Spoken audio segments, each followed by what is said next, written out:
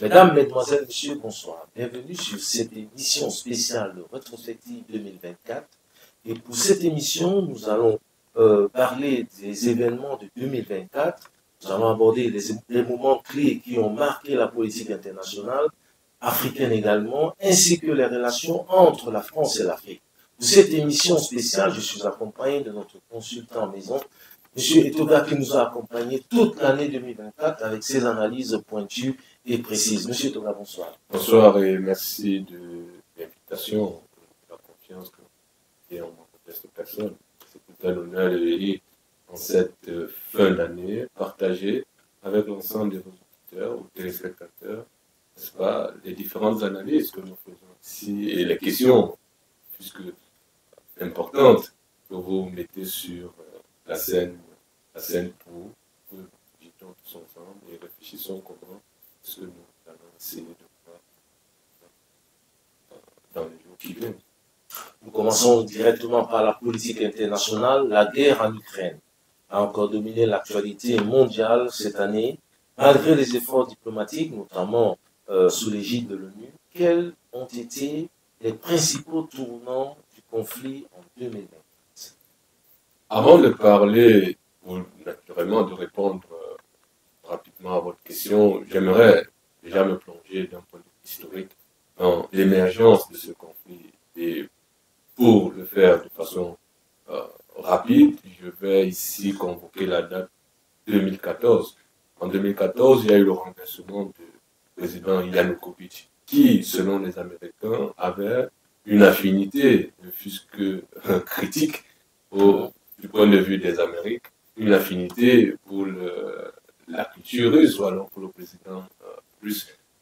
Cela ne passait pas devant la communauté internationale, j'entends, qui essayait depuis fort longtemps de faire un rapprochement, naturellement, avec l'Ukraine, pour, n'est-ce pas, conforter leur influence sur la région qui se veut en appartenance, avec l'idée selon laquelle c'est la Russie qui doit naturellement gouverner l'espace géographique de ce coin du monde. Et donc en 2014, il y a eu le renversement de Yanukovych, il y avait la révolution qu'on a dénommée la révolution du Maïdan, qui a convoqué, n'est-ce pas, tous les soubresauts que nous connaissons aujourd'hui. Point de départ, la bouchette, la boîte d'allumettes, la bouchée d'allumettes qui a pris feu. Et donc, c'est le point de départ selon certains historiens, selon certains analystes géopolitiques, qui considèrent que ça, c'est le point de départ. Et le président russe l'a confirmé lui-même en pleine conférence. Donc, pour dire quoi, de 2014, il y a eu les sanctions qui sont venues, il y a eu l'annexion de la Crimée. Après l'annexion de la Crimée, nous avons les événements de 2021, c'est-à-dire les sanctions sur l'agriculture russe, le commerce russe, les sanctions économiques qu'on a infligées à la Russie, à la suite, n'est-ce pas, de l'annexion de la Crimée. Et vous voyez ici qu'en 2021, il y a eu, n'est-ce pas, un événement qui, à mon sens, est quelque chose de majeur du point de vue de l'analyse de sa position internationale, je parle ici de la Russie, qui convoque, n'est-ce pas, l'avenir et le développement de l'humanité sur la scène internationale, bien sûr, l'émergence d'un monde nouveau. Et donc, il convoque à ce moment-là le racisme. Le racisme. Où est-ce que nous devons, nous, Russes, se positionner? Sommes-nous des Occidentaux? Il y a eu ce chiisme-là, en termes de positionnement. Si on doit se continuer à se considérer comme étant des Occidentaux, ou on doit, n'est-ce pas, naturellement, être considéré simplement comme des Asiatiques. J'entends avec le racisme, toute la philosophie qui a été développée par un des maîtres à penser russes. Et donc, 2021 arrive, il y a tout ce schisme-là qui s'ébranle. Et par la suite, 2022, février 2022, nous avons la percée, ou bien alors ce qu'on considère comme ce que la communauté internationale considère comme la guerre russe sur le territoire ukrainien éclate.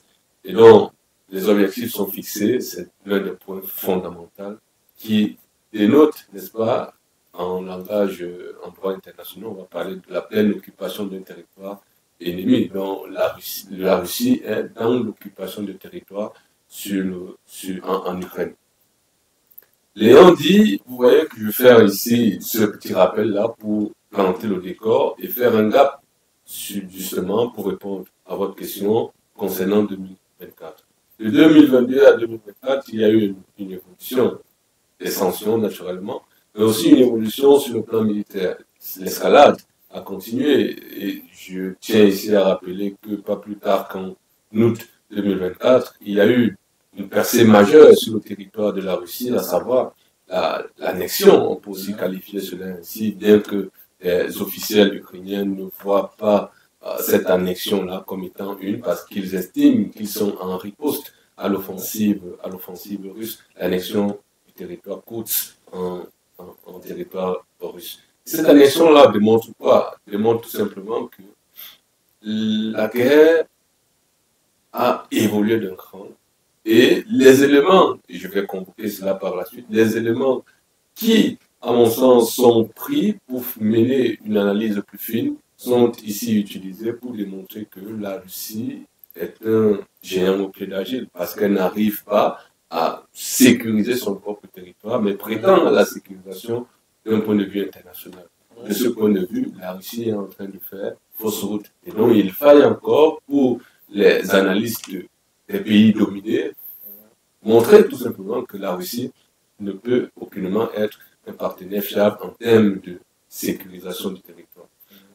Léon dit, il y a un deuxième événement qui, à mon sens, contrebalance un peu cette affirmation précédente qu'il y a eu à faire, à savoir que la continuité de la Russie sur l'occupation du territoire dans le Donbass montre que la Russie a peut-être fait fi de ce territoire-là pour ce que la technique guerrière de Shaka Zulu, comme on nous apprenait en secondaire, la technique guerrière de Shaka Zulu, c'est-à-dire la tactique de la terre brûlée, à savoir qu'on encercle l'ennemi pour mieux l'évincer. Et donc, naturellement, Koutsk devient ici une application maestrieuse de cette stratégie guerrière-là, c'est-à-dire la tactique de la terre brûlée, à savoir qu'aujourd'hui, à l'heure où je parle, ils sont encerclés et les officiels russes qui sont sur le terrain nous font savoir que la Russie est en train de pilonner, continue de pilonner et n'a de cesse que de pilonner, c'est-à-dire qu'ils sont considérés aujourd'hui comme des hommes vivants, connaissant qu'ils vont mourir. Et donc, à ce moment-là, vous voyez que l'évolution du conflit montre ici que, en 2024, on a connu deux événements majeurs. Sans toutefois oublier ici, n'est-ce pas, ce que les pays occidentaux considèrent comme un allié à la Russie, l'envoi de près de 10 000 soldats nord-américains, nord-coréens sur le territoire russe pour apporter une aide militaire aux côtés de la Russie. Vous voyez que tous ces événements-là, mis ensemble, montrent que 2024 a connu une évolution dans l'escalade militaire. Et, naturellement, la diplomatie a, n'est-ce pas, disparu de la scène internationale pour laisser place à l'avalanche guerrière de ce que les oligarques occidentaux ont considéré comme étant la bonne stratégie pour mettre à mal la Russie et mettre à mal ses intérêts sur un territoire qu'elle estime neutre au départ, aujourd'hui qu'elle revendique. Il y a eu l'annexion des 4 places. L'annexion des 4 places, tout à fait, avec le référendum, s'il faille convoquer ces éléments-là aussi, vous voyez que 2024 a été nourri en termes d'éléments. Ceux que je convoque là, à mon sens, ont été des éléments fondamentaux qui donnent une autre direction à l'analyse, si on veut parler ainsi, et à mon sens, le référendum, naturellement, met à mal l'ONU, et l'ONU qui est devenue vide de par son mutisme face à ces agissements-là, est donc considéré aujourd'hui comme un vase un vase qui reçoit simplement les discours sans toutefois agir sur les discours qu'elle reçoit. Et donc, l'ONU, face au référendum de l'annexion, non pas l'annexion, d'intégration de ces territoires-là dans la structure organisationnelle russe, montre que l'ONU a été mise à mal dans ces territoires-là. Et naturellement, c'est elle-même qui dit les peuples ont la liberté de s'autodéterminer. Les tensions entre les États-Unis et la Chine ont continué à accroître autour de Taïwan et des politiques commerciales protectionnistes ont dominé les relations sino-américaines. Quels ont été les points d'achoppement majeurs de cette année? Les points d'achoppement de cette année, à mon sens, sont duals. Ici, on a le renforcement militaire de la Chine autour de Taïwan. Et naturellement, les positions en termes de discours à l'endroit, du discours des Amériques, de l'Amérique à l'endroit de Taïwan, en guise de protection, en guise de soutien militaire, sont, à mon sens, en 2024, les éléments qui sont sortis du lot pour donner une analyse qui se veut un peu plus claire. Le premier élément, c'est l'ensemble des opérations militaires que la Chine mène autour de cette île-là pour montrer, pour dégager, n'est-ce pas, aux yeux du monde, sa pleine souveraineté sur cette île de Taïwan, île de Formose, on appelle. Et donc, vous convenez avec moi ici que la Chine, dans cet élan souverainiste, qui entend mener toute sa pleine souveraineté sur l'île de Taïwan, montre ici qu'elle a les éléments militaro-industriels pour dominer et dompter l'île de Taïwan, qui a une affinité américaine. Et c'est pourquoi l'île de Taïwan est considérée pour les États-Unis comme étant une île qui leur donne accès à plein de routes commerciales, dans la mesure où il faille le contrôle de cette zone-là aide, n'est-ce pas, le commerce international en termes d'influence sur la scène internationale. Et donc, cette volonté souverainiste de la Chine sur cette île-là conforte sa position et ravive, n'est-ce pas, les tensions qui existent déjà naturellement entre ces deux superpuissances, à savoir la Chine et l'Amérique. Ayant convoqué cet état de militarisation, le deuxième élément, à mon sens, important à mettre sur la table en termes d'analyse, c'est la volonté protectionniste des Amériques, non pas que économique, mais au-delà, dans le sens où le discours politique que l'Amérique tient se veut protectionniste, dans le sens où elle protège ses intérêts au niveau de l'île de Taïwan, elle protège ses intérêts politiques, économiques au niveau de l'île de Taïwan, qui, eux, sont devenus ou alors sont réduits au sens purement de simples valets locaux, dans le sens de l'application de la volonté américaine sur l'île de Taïwan. Donc, l'autodétermination n'a de sens que dans le moment où on est conforté par la position américaine, d'où le discours rébarbatif que nous entendons très souvent des dirigeants américains que l'île de Taïwan ne saurait sombrer tant que les Amériques sont une superpuissance. Et donc, avoir les Amériques comme backup devient ici un élément stratégique pour, n'est-ce pas, mettre en mal une amitié ou alors une famille qui se veut unie, à savoir que l'île de Taïwan, au moment de la crise au niveau de l'indépendance de la Chine, il n'y a que deux frères qui se sont séparés et l'un est parti de l'autre côté pour créer cette île-là et implémenter, n'est-ce pas, sa vision du monde, d'où, n'est-ce pas, les discours un peu haineux qui existent. Et donc, revenu aux Amériques, qui ne cherchent qu'à dominer le monde avec une nouvelle philosophie, celle de vous faire bagarrer, de vous faire lutter, de vous faire entrer en empoigne avec l'ennemi, sans toutefois que l'Amérique intervienne. On l'a vu avec le conflit en Ukraine, où le secrétaire d'État à la Défense des États-Unis était venu à l'Union européenne pour rappeler que l'Ukraine ne peut aucunement perdre. Et nous allons veiller à ce que l'Ukraine gagne ce conflit. Et là, on voyait qu'il est rappelé alors qu'ils ne vont aucunement envoyer des hommes sur le territoire, mais ils vont assister militairement les soldats ukrainiens. D'où l'ensemble de la mobilisation des fonds qui a été implémentée pour soutenir naturellement l'armée ukrainienne. Revenons maintenant au niveau de Taïwan. C'est une aide qui date depuis fort longtemps, qui continue aujourd'hui au fil du temps, avec l'ensemble des administrations qui changent, avec un discours qui se veut plus protectionniste, moins protectionniste, mais sauf que la protection reste toujours parce que les intérêts américains sont, à mon sens, importants sur cette île-là. Et donc, l'avènement de Donald Trump sur d'ici le 15 janvier donne un autre élément fondamental dans l'analyse. Sinon, on doit revenir à votre précédente question, à savoir la première.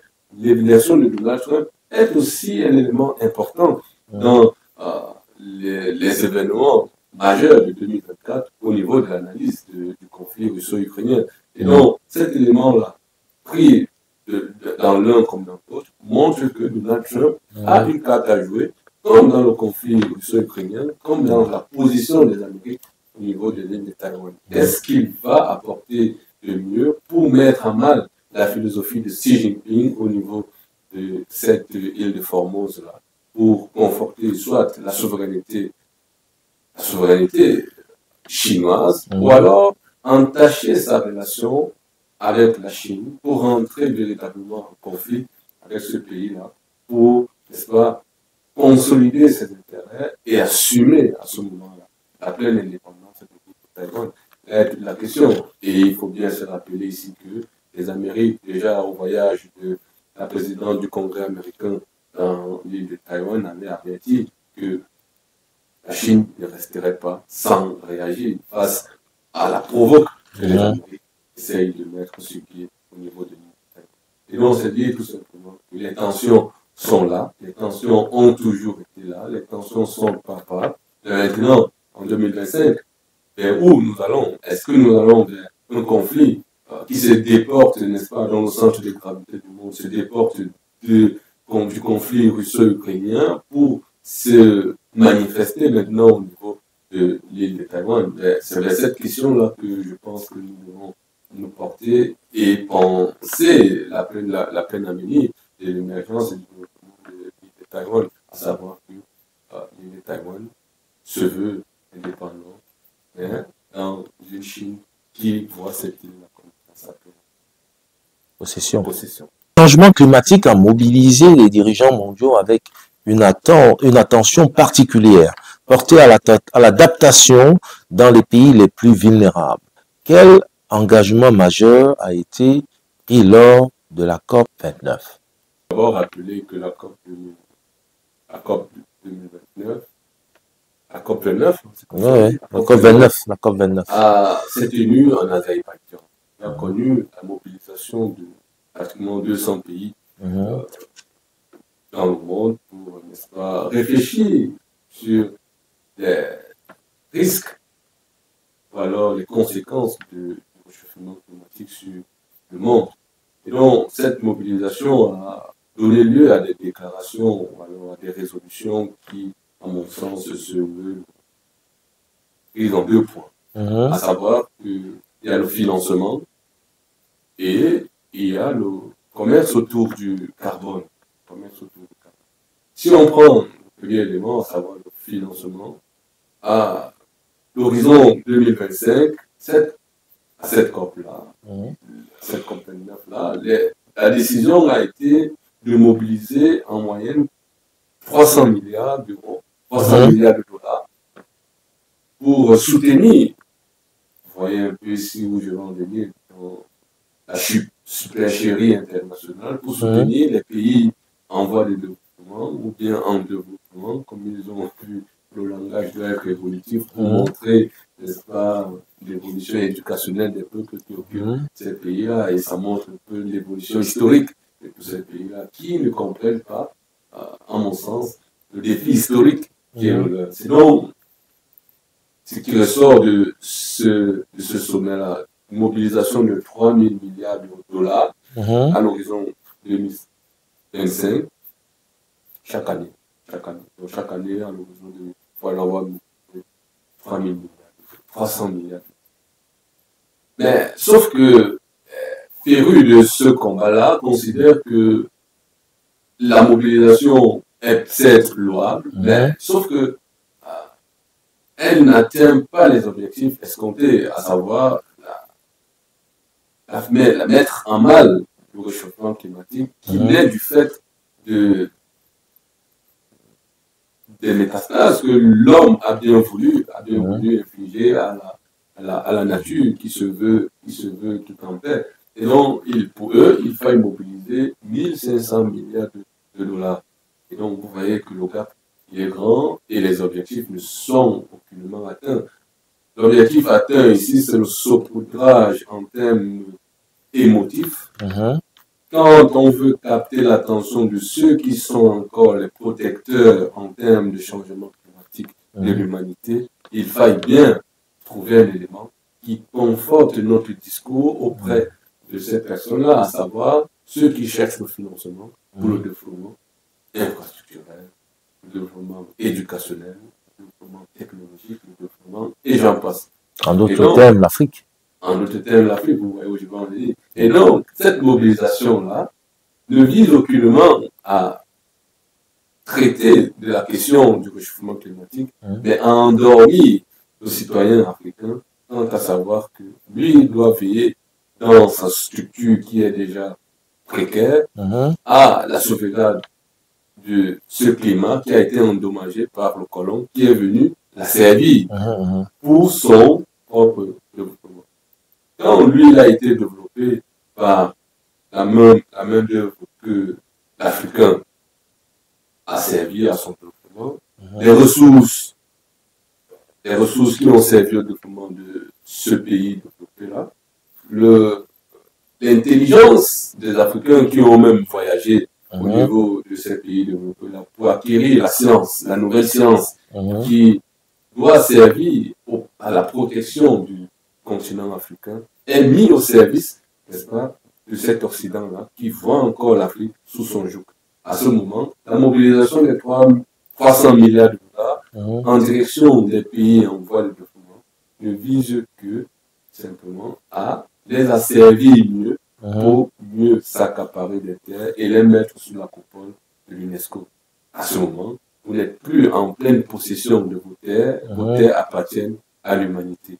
Dès que la terre appartient à l'humanité, qui aujourd'hui s'accapare le titre de communauté internationale? Encore ceux qui nous ont mis en joug, ceux qui nous ont colonisés, ceux qui nous ont dominés, ceux qui nous ont asservis, ceux qui nous ont esclavagisés. Veulent-ils à ce moment esclavagiser la terre des Africains sans ayant déjà esclavagisé l'humain africain qui est resté en possession de sa terre? Aujourd'hui, on veut l'éliminer, esclavagiser sa terre. Donc, à ce moment, les férus de cette question-là, qui sont dans des paradigmes divergents, si on se situe dans le paradigme africain, c'est-à-dire le plein développement, la recherche du développement africain, la recherche de la sécurité, la recherche de l'éducation du citoyen africain quant aux questions importantes du continent, on se rend à l'évidence que le changement climatique, et là est ma position, n'est aucunement important.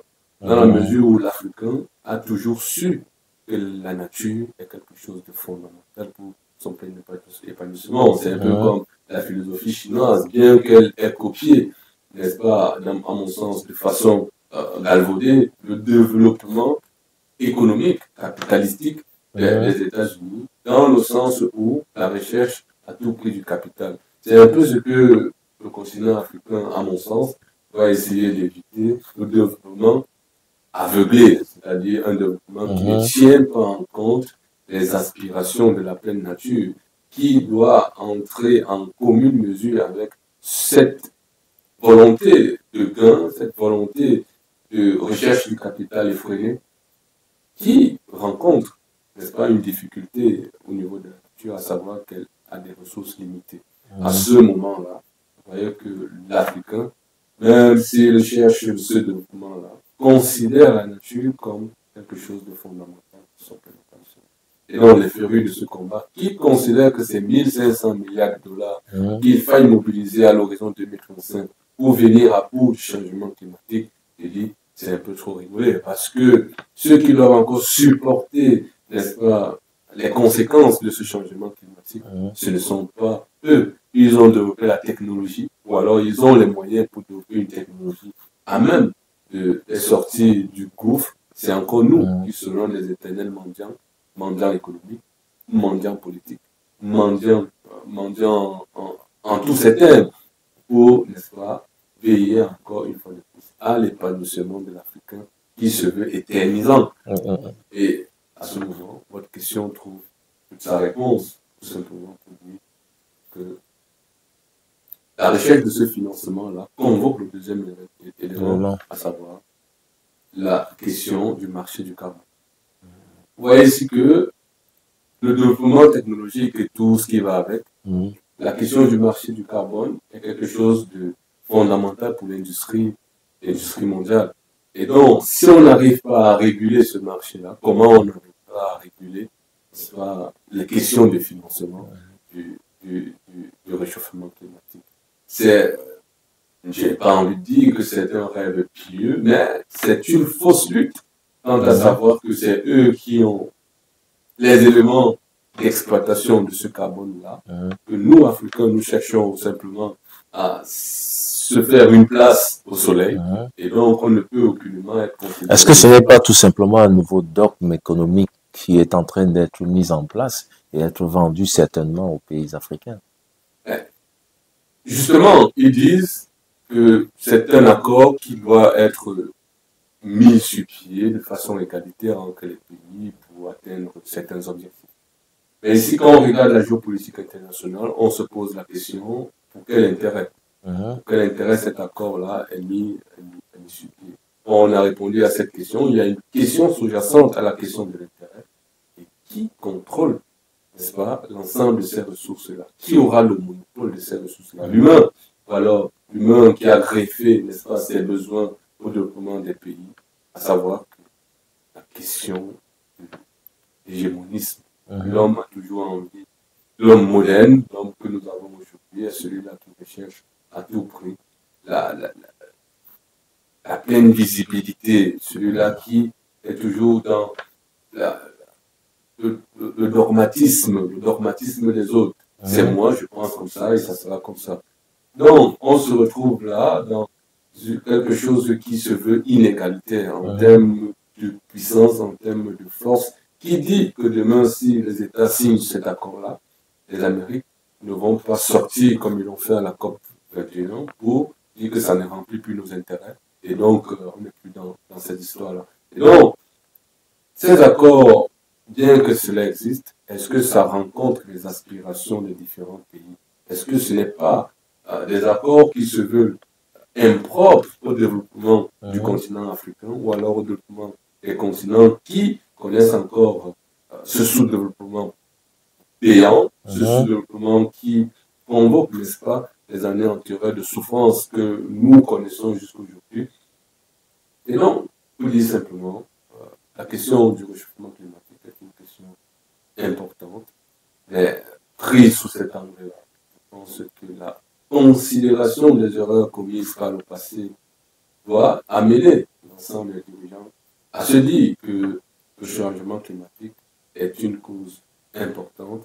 Nous avons des torts que nous refusons de reconnaître et qu'il faille reconnaître au préalable et veiller au développement des pays en voie de développement, veiller à ce que nous revendiquons depuis que je faisais les classes de coûts moyens de j'en passe, le transfert des technologies avec les zones exclusives d'échange et les pays africains. Vous voyez ici qu'il y a eu DOL.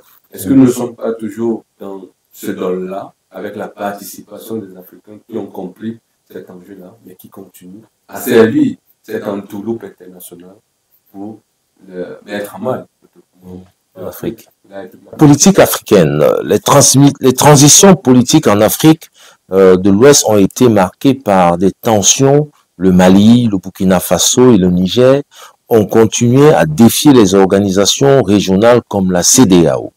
Quels pays ont particulièrement retenu l'attention?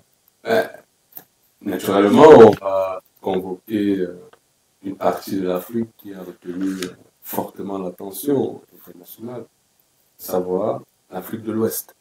L'Afrique de l'Ouest, avec son organisation sous-régionale, la CEDEAO, qui s'est vue, on peut le dire aujourd'hui, disloquée par le simple fait que certains États n'ont pas connu, n'est-ce pas, une continuité démocratique voulue et souhaitée, imposée par la communauté internationale, en l'occurrence le pays colonisateur, la France.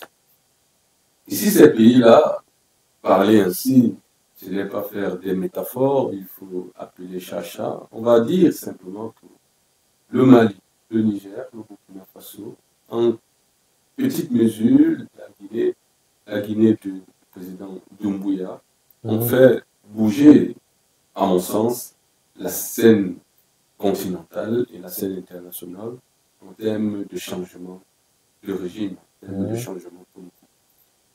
Dit ainsi, si on prend l'élément Mali, on va voir que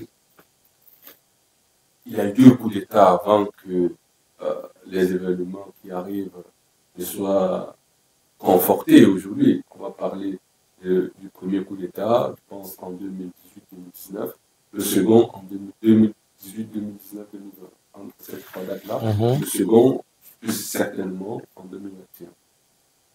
Avec l'avènement d'un colonel, un colonel au pouvoir, colonel Assimi Goïta, qui n'est pas venu au pouvoir parce qu'il a fait un coup d'État, qui vient au pouvoir parce que le peuple a compris l'enjeu et le jeu du développement de son pays et a situé, n'est-ce pas, une orientation qui ne peut aucunement faillir face à un dirigeant qui vient pour diriger ce pays. Donc, le peuple a donné le cap. Et donc, le plein souverain, comme les écoles occidentales nous enseignent, a donné la direction à suivre, c'est-à-dire le peuple. C'est eux qui nous disent la démocratie, c'est le pouvoir du peuple, pas le peuple, et pour le peuple. À ce moment-là, quand le Mali, le peuple malien a donné cette orientation, il a fallu un homme, comme on aime à le dire, providentiel, pour se greffer à ce changement historique et donner une orientation claire et stratégique pour l'avenir de son pays. À ce moment, Assimi Goïta ne suit que les aspirations de ce pays. Et donc, sa pleine philosophie, bien qu'il n'ait pas, n'est-ce pas, cette aura politique, à savoir ce discours qui se veut toujours policé, diplomatique, qui cache et masque les aspirations réelles des différents peuples, mais qui conforte les aspirations des dirigeants qui se veulent véreux et corrompus, n'est-ce pas, conforte cette orientation d'une Afrique qui ne concerne, qui ne considère plus ce politicien politicard, à savoir que celui-là respecte les aspirations de la communauté internationale, mais minimise la simple orientation que voudrait avoir son propre peuple. Et donc, Assimi Goïta, et cette analyse peut être répercutée sur l'ensemble des pays que ici, le Niger, et en petite mesure, la et donc, si on reste focalisé sur le Mali, on va comprendre ici que le peuple a décidé. Il y a eu un dirigeant qui a compris la volonté de ce peuple-là à se libérer de qui? La question de la France. La France avait la pleine autorité sur ce pays-là. C'était le président du pays qui se déplaçait pour aller en visite dans son propre territoire. On peut rappeler ici, n'est-ce pas, la mésaventure du président Ibeka avec François Hollande, qui s'est déplacé pour aller à Kidal et recevoir le président François Hollande. Non pas recevoir, mais être reçu par le président François Hollande dans son propre pays. Et donc, on voit ici que c'est ce ce schéma nauséeux que nous avons vécu par le passé et qui a poussé l'Africain avec l'émergence de l'Africanisme, comme votre confrère d'Afrique Média, oui. et bien d'autres, ont poussé, n'est-ce pas, le citoyen africain à prendre conscience de véritables aspirations de son existence, de véritables objectifs d'exercice du pouvoir, les véritables dangers cachés derrière la question et la notion du franc CFA, les bases du système en Afrique, on a vu l'Africain qui a mis fin à l'inspiration marque. Vous voyez que toutes ces évolutions-là ont eu des répercussions sur des pays comme le Burkina Faso, qui a aussi, pas se cacher, la fine bouche à cette victoire africaine, qui a chassé, n'est-ce pas, l'armée française de ce territoire, qui retournait vers le Niger, qui pensait que c'était sa chasse gardée, a trouvé un général Tchiani qui faisait partie du système, c'est-à-dire du système d'asservissement du peuple,